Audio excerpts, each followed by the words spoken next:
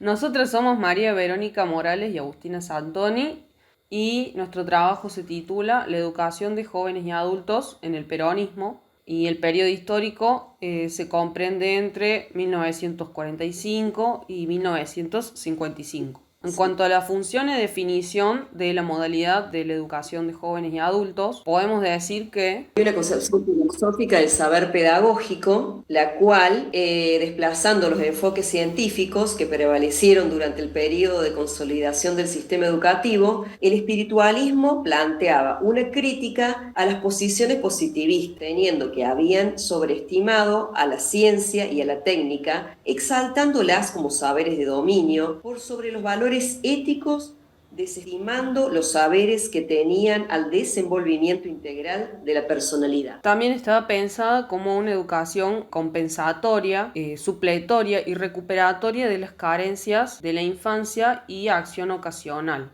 es decir, una educación que complementara a la educación primaria que no habían llegado a tener. Luego se recuperaron algunas experiencias de escuelas complementarias de la década del 20 y se generaron nuevos modos de producción subjetiva y de transmisión de la cultura política. Concepciones del sujeto destinatario.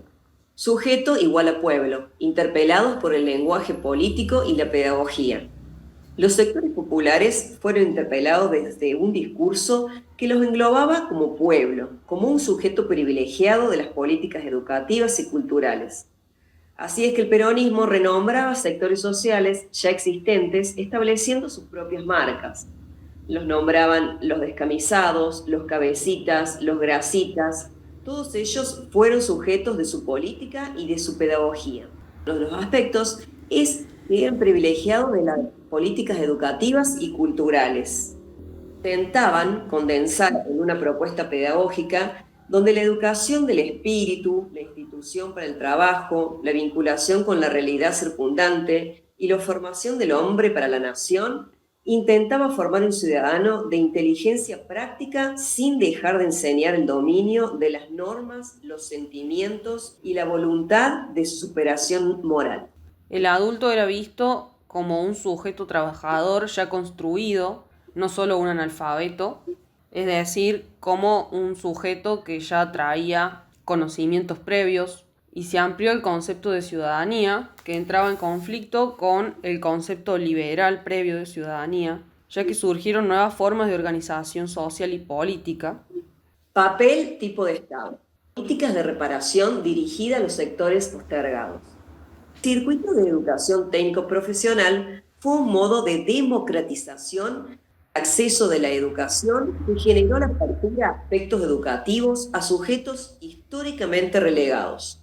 El Estado benefactor buscaba la cohesión social, ya que desde el peronismo se consideraba la sociedad como un organismo en el que cada parte debía funcionar para contribuir al funcionamiento correcto de toda la sociedad. Y también, por algo se decía que era un Estado benefactor, ya que impulsó medidas que mostraban signos de una nueva sensibilidad política, como la ley de despidos, de jubilación y seguro social, el establecimiento del estatuto del peón rural y el reconocimiento de asociaciones de profesionales, entre otras.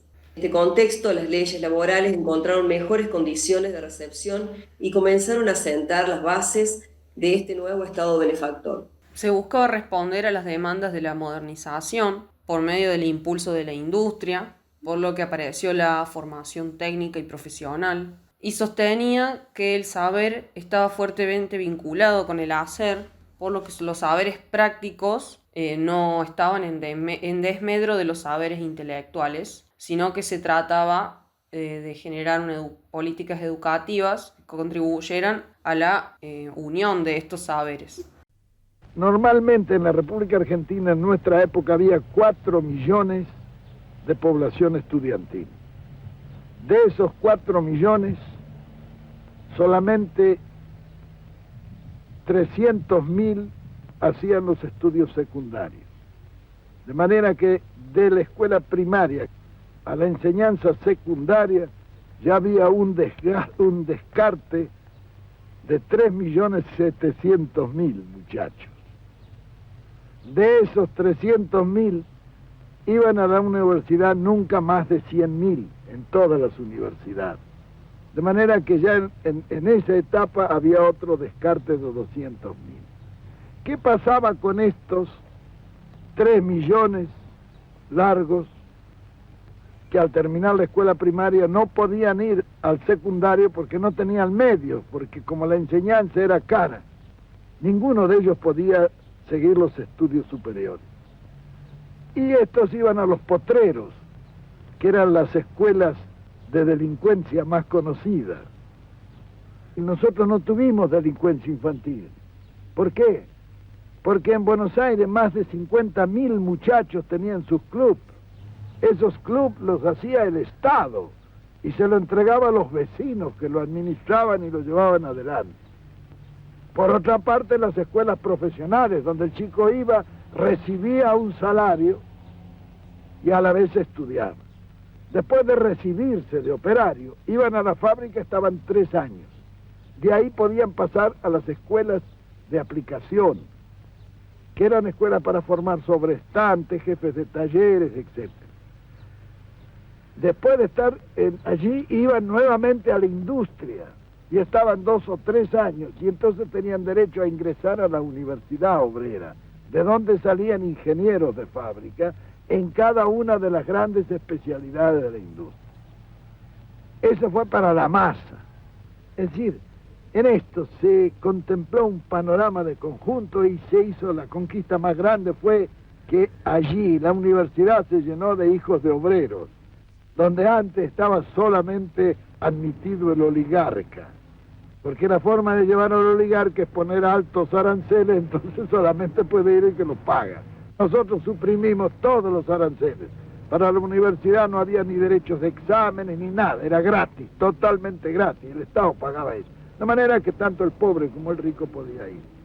Era un crimen que estuviéramos seleccionando materia gris en círculos de 100.000 personas cuando lo podíamos seleccionar en 4 millones, que hubieran salido más abundantes.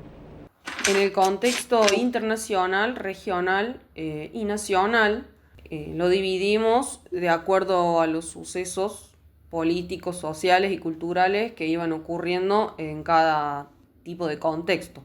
Por un lado, el internacional era el contexto de posguerra, se daba la finalización de la supremacía europea sobre América Latina para comenzar el poder de la hegemonía de Estados Unidos. En el aspecto regional, se dio lo que se llamó sustitución de importaciones, hubo campañas masivas de alfabetización en Latinoamérica, con apoyo de organismos internacionales como la UNESCO y la OEA, y se dio el auge del concepto de desarrollo de la comunidad, por medio del cual países desarrollados como que patrocinaban a países subdesarrollados. En el contexto nacional, en Argentina, se dio la presidencia de Juan Domingo Perón, la cual estuvo fuertemente marcada por un patriotismo espiritualista muy exacerbado. Se dio una nueva relación entre el Estado y distintos sectores de la sociedad civil. Hubo un gran crecimiento y se modificó la clase obrera y se modernizó la universidad y la estructura burocrática del Estado. Sectores involucrados. Los aspectos es que propiciaron acciones educativas que estaban por fuera del sistema. Peronismo avanzó con acciones educativas masivas que estaban por fuera del sistema escolar. En los años del régimen peronista se constituyó una democracia de masas, es decir, una participación masiva de los trabajadores dentro y fuera del sistema político tradicional, a través de los sindicatos, en las unidades básicas, en las entidades barriales y vecinales, en la organización sindical de los estudiantes. También otro aspecto es el predominio de sectores católicos en lugares relevantes del gobierno de la educación. Los argumentos a favor de la defensa de la enseñanza religiosa se basaron en la construcción de una genealogía que justificaba las raíces católicas de la Argentina luego de la Ley 1420. Sería una gran apuesta. Por otro lado, una participación masiva del conjunto de los trabajadores en sindicatos, se dieron las unidades básicas, lo cual contribuyó a la formación de los ciudadanos, las sociedades populares Participación masiva del conjunto de los trabajadores en sindicatos, unidades básicas. La Escuela Superior Peronista era la responsable de la formación doctrinaria de los futuros cuadros dirigentes. Cobró una dimensión colectiva que implicaba no solo el ejercicio de las libertades individuales, sino también la adquisición y el ejercicio de nuevos derechos económicos y sociales. Una concepción de ciudadanía inclusiva que se fundaba en el concepto de pueblo, de comunidad organizada. Por otro lado, la formación profesional de los ciudadanos, las sociedades populares, por medio de las cuales en los barrios se militaba al peronismo y se realizaban diferentes talleres para capacitar a la población adulta en oficios, y la izquierda peronista, que se ocupó de propugnar la pedagogía nacionalista popular liberadora, que tendría su plena extensión en la educación freiriana de la época de 1960.